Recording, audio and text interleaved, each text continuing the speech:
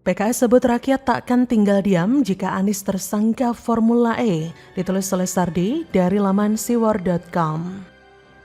Calon presiden ke depan harus dipilih, dicari yang terbaik, jangan sampai salah pilih.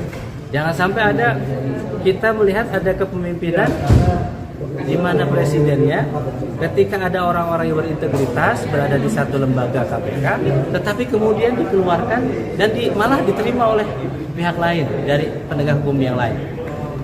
Jadi banyak paradoksnya di negara ini. Makanya wajar kalau saya kira banyak yang menghendaki perubahan ke depan. Dan kami berharap bahwa Presiden Pak Jokowi Husnul Khotimah, saya kira memang mencari pemimpin capres terbaik ini menjadi PR. Karena kepemimpinan, perubahan yang terjadi di bangsa ini, persoalan sosial, keterbelahan, persoalan ekonomi, persoalan demokrasi, politik kita selesai. Sebelum laporan keuangan Formula E tuntas, Anies Baswedan tampaknya akan diganggu terus. Tidurnya akan dibuat tidak nyenyak sebelum dia bisa menemukan jalan keluar untuk mempertanggungjawabkan kekacauan Formula E. Menurut hasil survei Foxpol Center Research and Consulting periode 22 Oktober hingga 7 November 2022, mayoritas publik tidak setuju Anies dijadikan sebagai tersangka dalam kasus dugaan korupsi Formula E. Kata Direktur Eksekutif Foxpol Syarwi Caniago, sebanyak 55,3% publik tidak setuju Anies Rashid Baswedan ditetapkan sebagai tersangka dalam kasus Formula E. Jubir PKS Pipin Sopian menanggapi hasil survei Foxpol tersebut. Pipin menyebut ada pihak tertentu yang mencoba mengkriminalisasi Anies Baswedan. Ia berkata, "Saya kira rakyat tidak akan tinggal diam ya." Rakyat yang mana sih yang tidak akan tinggal diam? Rakyat PKS atau rakyat yang ada di Petamburan? Atau rakyat yang suka nongkrong di Monas dan berpanas-panasan demi sesuap nasi bungkus? Jangan bawa-bawa rakyat deh. Banyak rakyat yang juga menginginkan agar Formula E diusut secara tuntas dan Anies harus diperiksa. Dan kalau bicara soal survei, coba tanya kepada SMRC untuk melakukan survei yang sama. Kalau survei yang lain, kita tahu sendiri deh.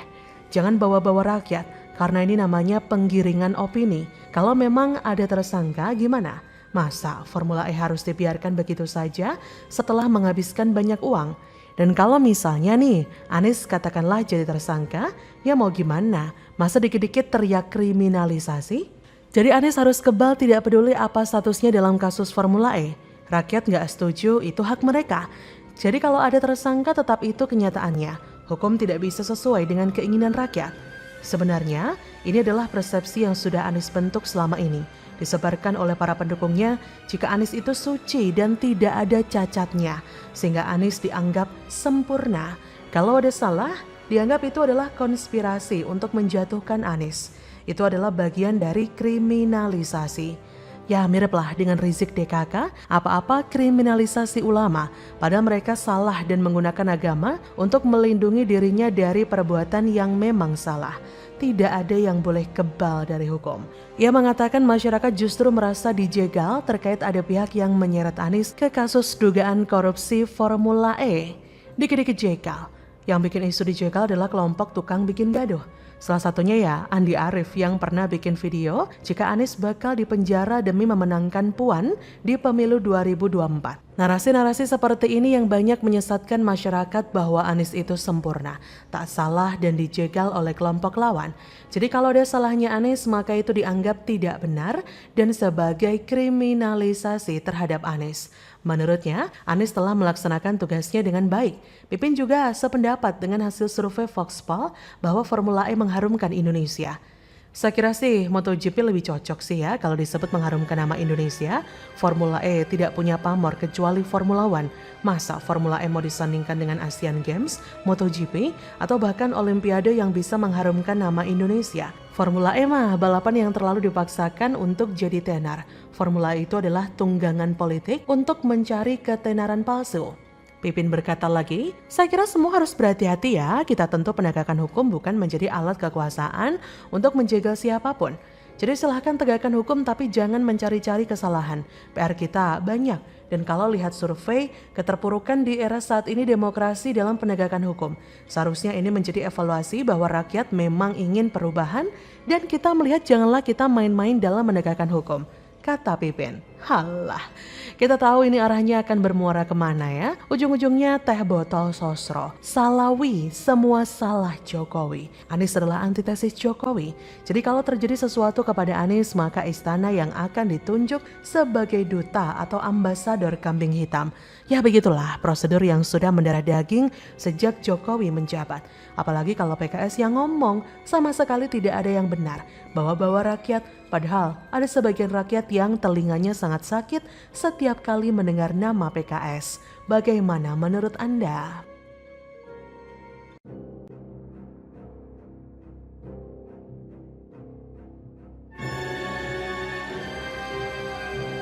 Gelar rapat pimpinan PJ Heru tak hanya gempur banjir, kini sasar kemacetan yang 5 tahun gak tuntas-tuntas.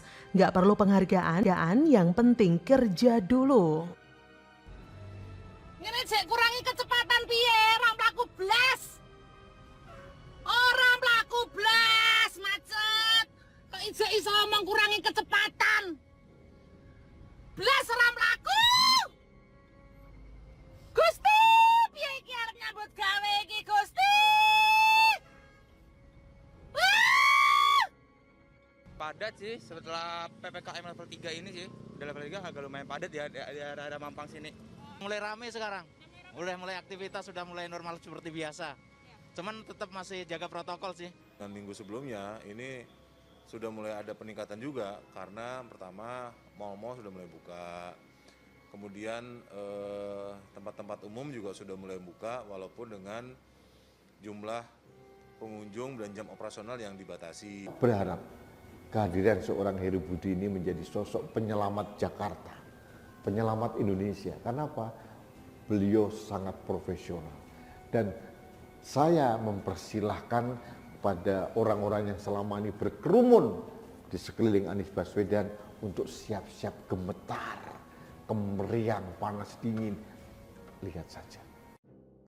Pemerintah Kota Jakarta Pusat menggelar rapat pimpinan gabungan membahas sejumlah isu prioritas untuk 2023 mendatang. Beberapa isu yang dibahas mulai dari penanganan banjir di daerah rawan hingga penataan pedagang kaki lima PKL Tanah Abang. Rapim diadakan di kantor Wali Kota Administrasi Jakarta Pusat, Senin 5 Desember 2022. Rapat dihadiri oleh PJ Gubernur DKI Heru Budi Hartono yang didampingi oleh Asisten Pemerintahan Sekda DKI Sigit Wijatmoko serta Kepala BKD DKI Maria Kiptia. Dalam kesempatan itu Heru memberikan sejumlah arahan kepada seluruh jajaran ASN di lingkungan Pemkot Jakpus. Ia juga meminta jajaran Pemkot Jakpus melakukan evaluasi program kerja selama tahun ini untuk perbaikan tahun depan.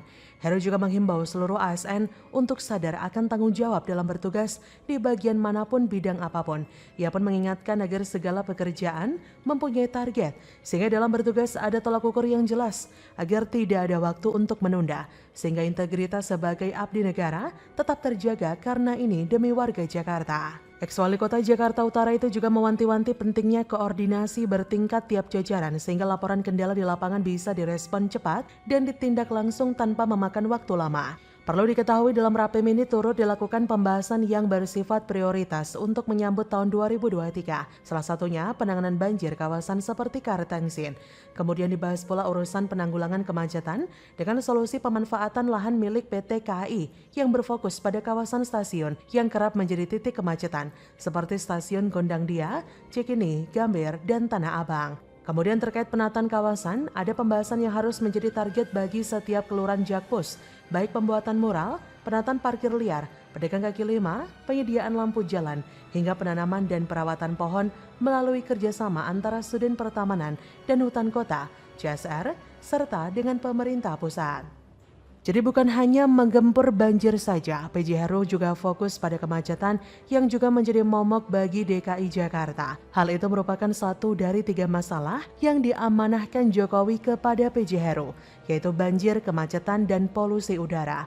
Tentu saja ada masalah lain yang harus ditangani, tetapi ketiga hal tersebut adalah masalah utama yang harus segera ditangani. PJ Heru memberikan prioritas kepada 3 masalah tersebut.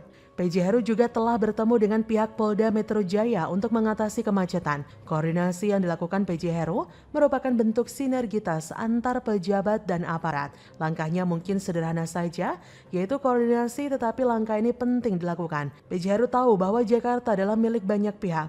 Permasalahan Jakarta tidak mungkin diselesaikan sendiri, tetapi perlu dukungan banyak pihak. Karena itulah, koordinasi adalah langkah biasa tetapi dampaknya bisa luar biasa.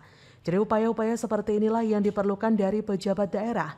Terbukti bekerja, tidak banyak bicara, berintegrasi dengan pemerintah pusat dan pihak-pihak terkait sebagai upaya pemulihan yang berkelanjutan. Peduli setan dengan penghargaan, yang penting kerja dulu. Bagaimana menurut Anda?